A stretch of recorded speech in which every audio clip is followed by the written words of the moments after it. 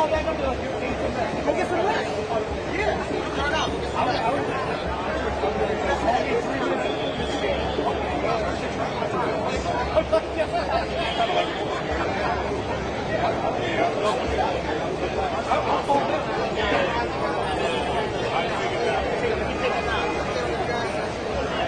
That wakes me up.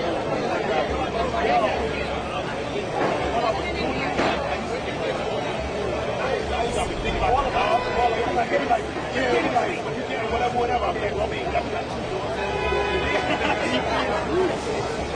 you already that's all that.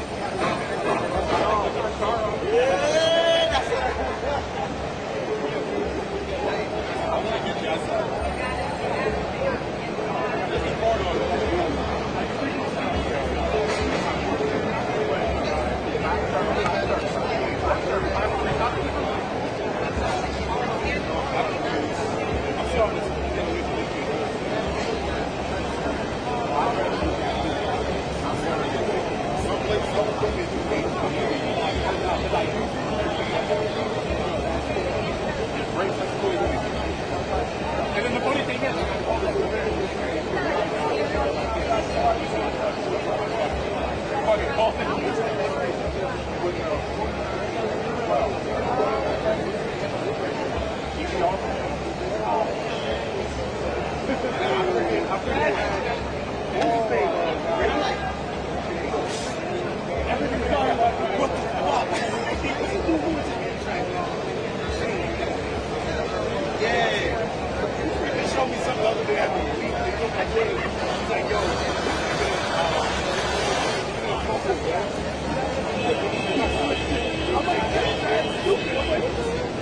why is that moving, bro? I was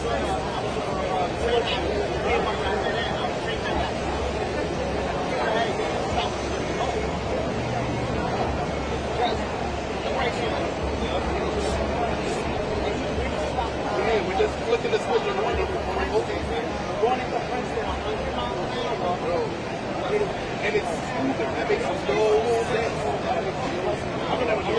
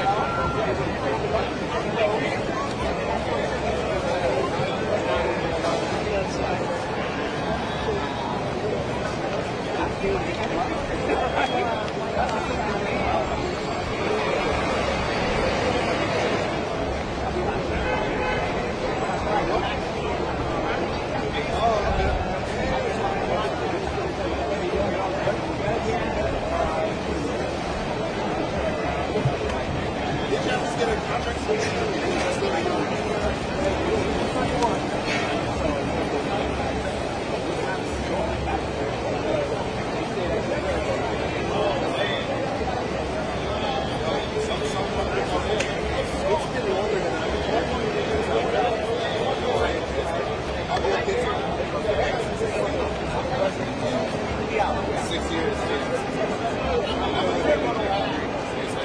Some guys been here a long time, some guys need it. I think that's the same thing. I didn't know that.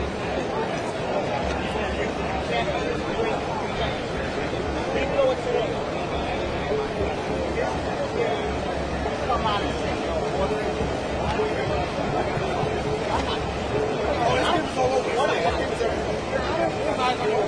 This game is always everywhere. We're going to go behind us.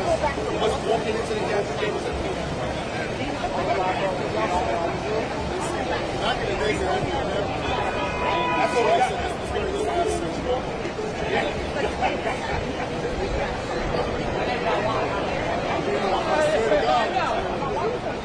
No, cameras like.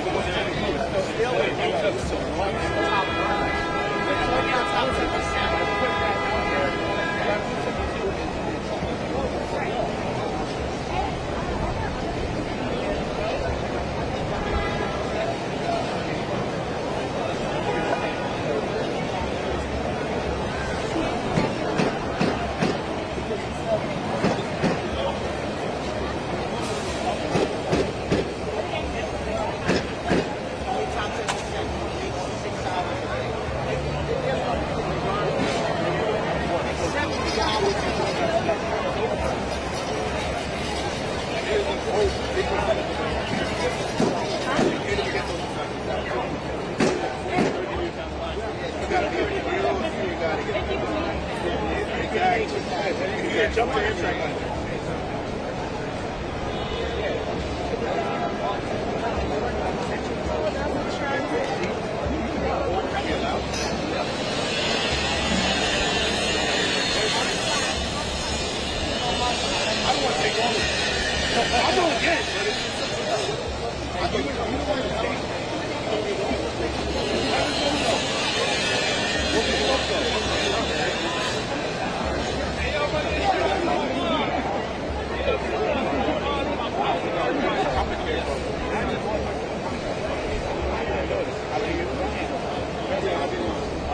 I want to get a shout out to my moms. I want to get a shout out to my moms, my pops, and everybody. Hey, yo, shout out to the whole fucking New York, yo. Hey, yo, shout out to the whole fucking Jersey, too.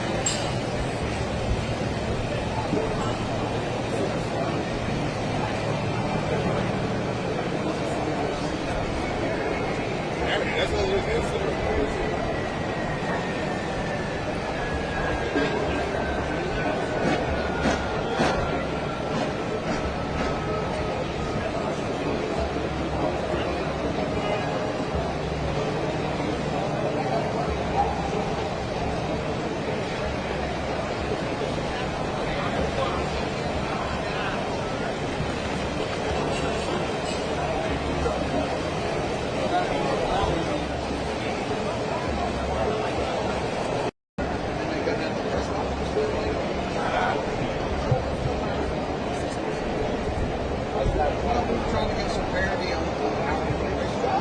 So we make about $10 less an hour than other engineers. So we're trying to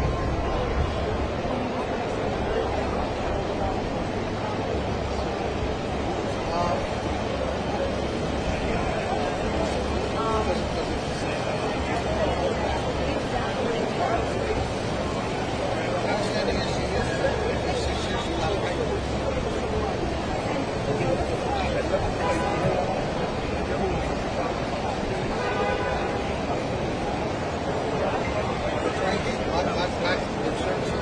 Trains don't move. We're federally licensed. It takes almost 2 years. We operate trains in excess of 1 miles. It's a highly skilled position. It's the most skilled craft in the industry.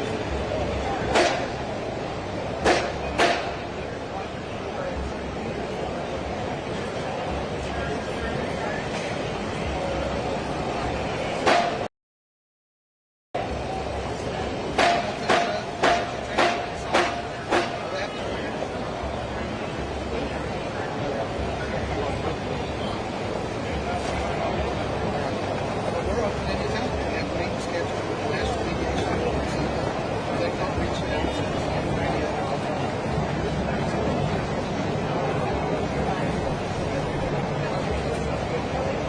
Yeah, that's the negotiation testimony. That's why we're close to the deal, because we did get that concession where we allowed us to get paid less than that's one word, so it'll be a little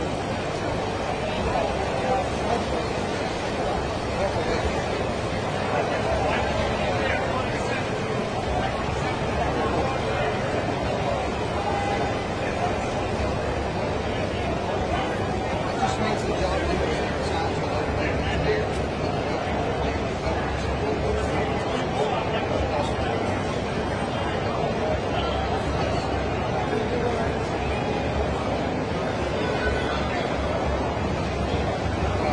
going to say that the negotiations team considered everything we could to get these engineers.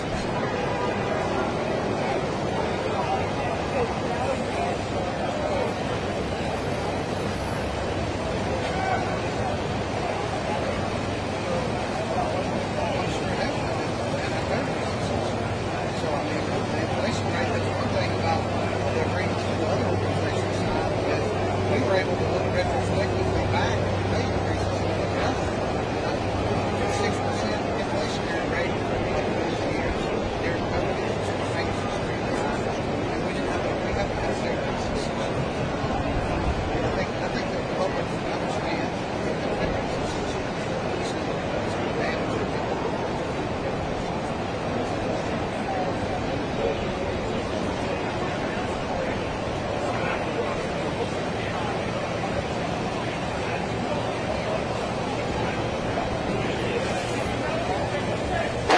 taxpayers.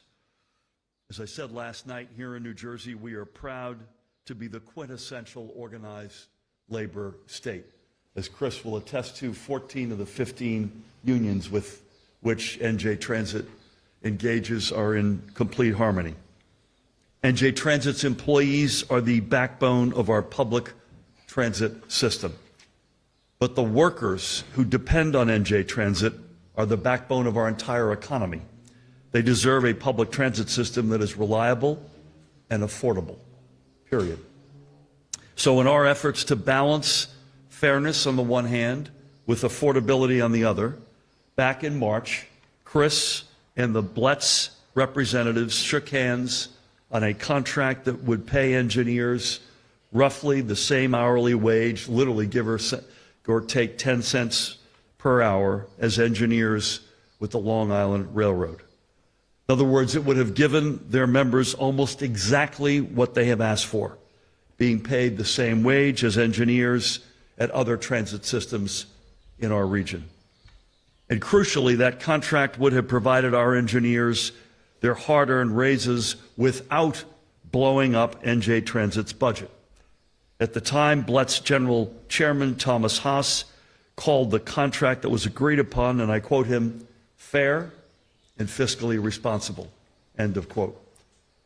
But now, just a couple of months later, a small handful of locomotive engineers have walked off the job and shut down our entire transit system. I think Chris will correct me if I've got the math wrong. We're talking just under 400 engineers in a total workforce of about 12,000. It is frankly a mess of their own making, and it is a slap in the face of every commuter and worker who relies on NJ Transit. But we're not here this morning to point fingers. We are here to demonstrate that our administration remains ready to get NJ Transit back to full speed and to provide the BLET's members their hard-earned raises. Of course, no deal under these circumstances, or probably any other, is ever going to be perfect. The fact is, mass transit systems across the country face a sobering fiscal reality, in part due to threats to federal funding, and those threats and those realities cannot be ignored. I mentioned last night SEPTA across the Delaware River threatening to cut services by 45% and at the same time increase fares by 20%. That will not ever be the case here in New Jersey. And putting NJ Transit on stable fiscal footing, as we have worked relentlessly to do for the past now 7.5 years, requires tough calls and compromises from all of us, lawmakers, workers, employers, businesses, and especially our commuters and taxpayers. Witness last year's painful corporate transit fee, and I might add that is in sharp contrast. We dealt within the four walls of New Jersey with a very challenging fiscal reality that, again, is not unique to New Jersey, but we're also not immune, as in contrast to the MTA's answer, which is to rip off New Jersey commuters going into Manhattan. We chose to solve that challenge within our four walls, and we will this one as well. But I, for one, refuse to pass the buck or increase taxes on hard-working New Jerseyans for the same or even more likely reduced service. That's not going to happen. That is untenable. And the truth is, we can deliver a fair contract to every New Jersey Transit employee without abandoning our hardworking neighbors. And let me be clear, this is also about reaching a solution that sets the next administration up for success. The contract being negotiated at this moment is about the long-term future of NJ Transit well after I leave office. Literally a tiny fraction of any deal that we reach will impact our remaining 8 months. And the easy play for Chris and for me is to just cave, fold, and kick this thing down the road. And we're not doing that. So we're holding the line for the next governor and the next administration so they do not inherit a NJ Transit that is on the brink of fiscal collapse, but is in fact in a strong state of health. That is what it means to fix NJ Transit, leaving the agency in better shape in every